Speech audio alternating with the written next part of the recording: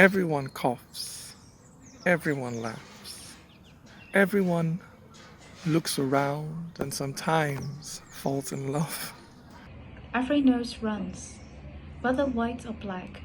Anyone can go to bed and wake up very sick. Every heart hurts, every head aches. Everyone who loses mom feels it in their bones. Every throat sores, whether north or south. Anyone can go to bed and wake up sick. And we can only hope that on that sickly night, someone would be bringing up a bowl of pepper soup. That we may not lay alone on our feverish bed. For everybody prays to die with loved ones all around. It's rooted in the place as old as tooth and claw. As old as what is left of that our earliest ancestor.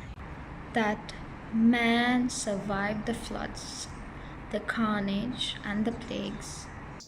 Is rooted in the fact that we are social animals.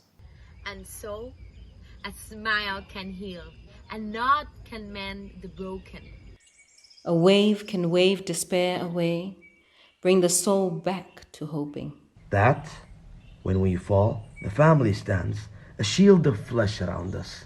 To blow into a roaring flame the warrior soul within us. It's rooted in the hands that grasp themselves in prayer. The comfort that we deeply feel from a light hand on the shoulder, that down there in our deepest pain, a word can turn the lights on. It's rooted in the fact that love can strengthen us to go on.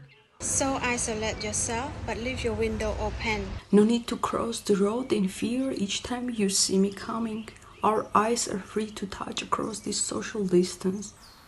The cloak of love will stem, not feed the spread of the virus. Please isolate yourself, but not from your compassion.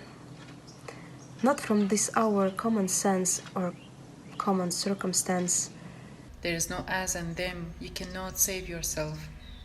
Unless you think of how to keep the other person safe. For everyone can cough and every head can ache. And there will always be a reason why every heart will break.